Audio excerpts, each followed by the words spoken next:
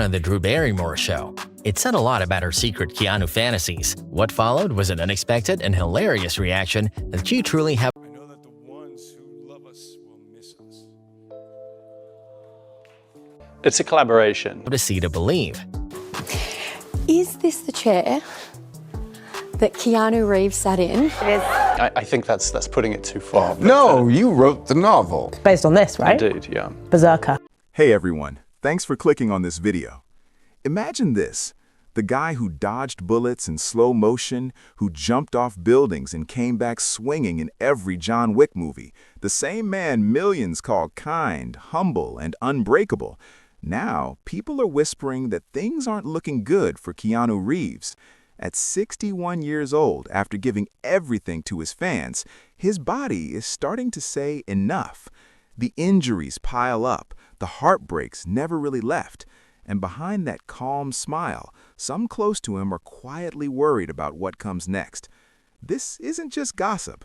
This is the real story of a man who paid a huge price for the magic he gave us. Stick around, because what Keanu has been through will break your heart and maybe make you love him even more. Keanu Reeves came into this world on September 2, 1964 in Beirut, Lebanon. Back then, that city was called the Paris of the Middle East, full of beauty and life. But trouble was already brewing. Protests filled the streets. You could hear bombs in the distance sometimes. People lived every day with a knot in their stomach. Keanu was born in a hospital that stayed open even when everything outside felt unsafe. His mom, Patricia, was an English costume designer who traveled for work. His dad, Samuel, had Hawaiian, Chinese, English, and Portuguese roots and worked as a geologist. They met in this wild mix of cultures, and Keanu's name means cool breeze over the mountains. It sounded so peaceful, but his life was never calm for long. His parents split when he was just 2 in 1966. His dad started struggling with drinking and drugs, which later led to prison time. Keanu barely knew him. The one time they really met was when he was 13.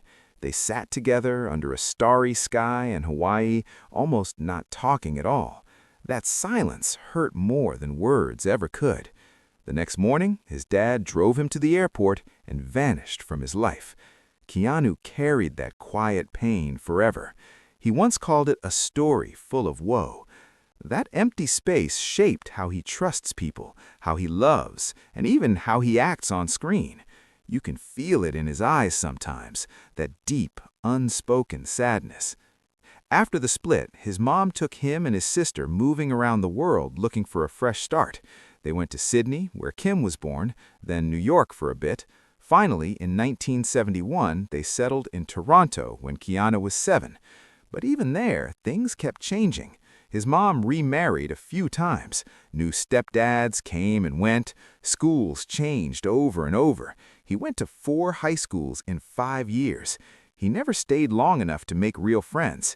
He learned to adapt fast, but he also learned to keep his walls up. His mom worked hard as a showgirl and costume designer. Late nights, not much money, long times apart. Still, Keanu always talks about her with so much love. She taught him kindness, independence, and how to see beauty and creativity. In 2024, he even dedicated his comic book series to his mom, saying everything good in his life came from her love and stories. School was really tough for him. He had severe dyslexia. Words on a page felt like enemies. Teachers didn't get it. They thought he was lazy or trouble. He pretended to understand just to fit in. That pretending became something he did to survive. It hurt him inside, but it also made him great at watching people, reading feelings instead of books. That skill helped him become an actor later. He got kicked out of one art school for being too rowdy.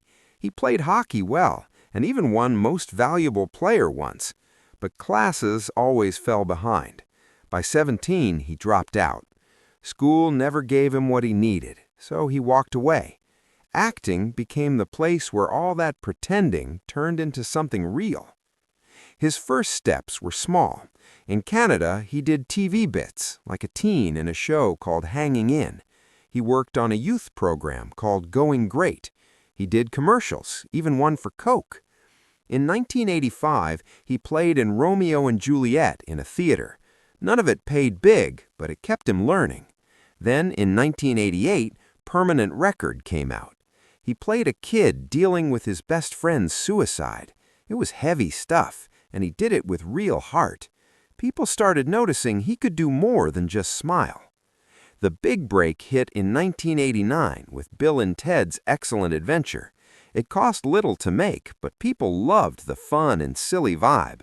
It made money and stayed in theaters a long time. Suddenly, everyone saw him as the goofy, excellent dude. But that box stuck to him.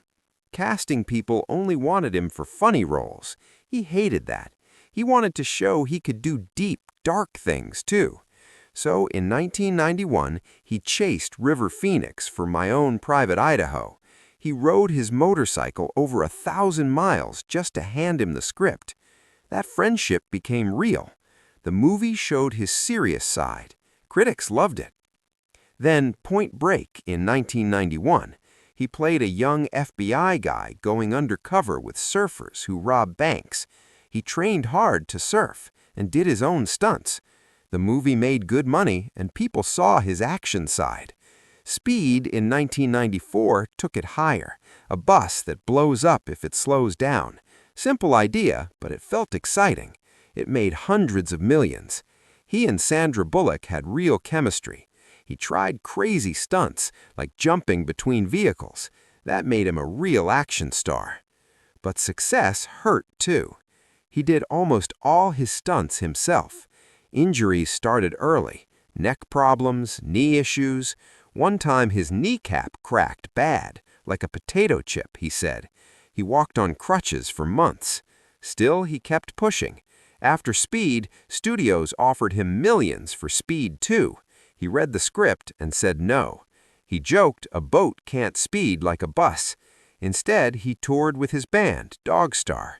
People thought he was crazy for turning down big money, but Keanu always chose what felt true to him.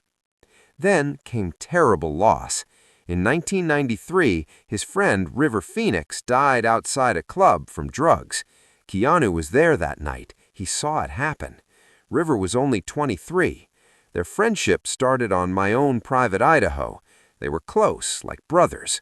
Keanu didn't talk about it publicly for 26 years. When he finally did, he called River his brother. The pain stayed quiet but deep. Around the same time, his sister Kim got leukemia in 1991.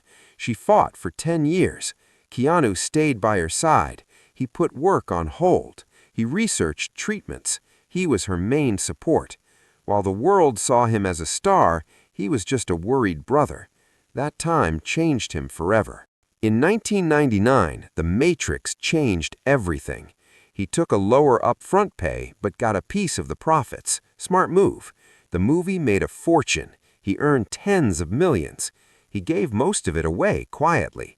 To leukemia research for Kim, to hospitals, to the crew who helped make it. He sold his house to pay for her care. He never wanted credit. He set up a private foundation for cancer in kids. No name on it, just help. But 1999 also brought the worst pain. His girlfriend, Jennifer Syme, was pregnant. Their daughter, Ava, was due soon, but she was stillborn on Christmas Eve. Keanu said it was the hardest thing in his life. He grieves her every day. The sadness broke him and Jennifer apart. They separated. Then, in 2001, Jennifer died in a car crash. She was only 28. Keanu had to identify her. Two huge losses so close together. He pulled back from big Hollywood. He did smaller movies. He needed space to breathe. He kept giving to others, though.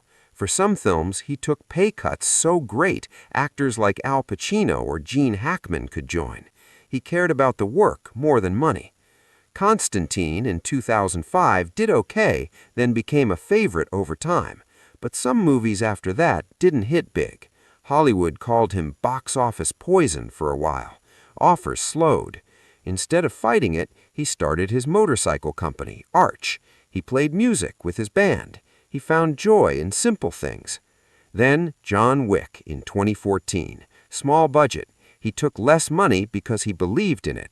He trained hard, months of martial arts, guns, everything. He did most stunts himself, even past 50. The movie exploded. The series made over $1 billion. Fans came back in huge numbers. He gifted Rolex watches to stunt teams. He gave bonuses. His heart stayed big. In 2019, he went public with Alexandra Grant. They'd been friends since 2011, working on books together. Their love grew slow and real. By 2023, he said it brought him peace. In 2025 and 2026, people saw them kissing, holding hands, ice skating in New York on a date.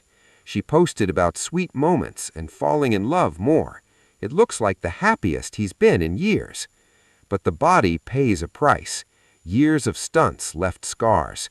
Back injury and matrix, knee problems, neck surgery. In 2025, while filming a comedy called Good Fortune, not even an action movie, he fractured his kneecap bad. It broke like a potato chip, he said. He walked on crutches for months. Still, he kept pushing. After Speed, studios offered him millions for Speed 2. He read the script and said no. He joked a boat can't speed like a bus. Instead, he toured with his band, Dogstar. People thought he was crazy for turning down big money, but Keanu always chose what felt true to him. In 2025, he did Broadway, Waiting for Godot, with his old friend Alex Winter. It was a hit, made money fast, tickets sold out. Critics said he was honest and deep on stage. Even at 61, he trained 6 days a week, strength work, martial arts. He pushes hard because he believes you give the audience real effort. Keanu has lost so much. His dad, his friend River, his baby girl, the woman he loved, his sister's long fight. His body hurts from giving everything on screen. Now at 61, the world wonders if he's okay.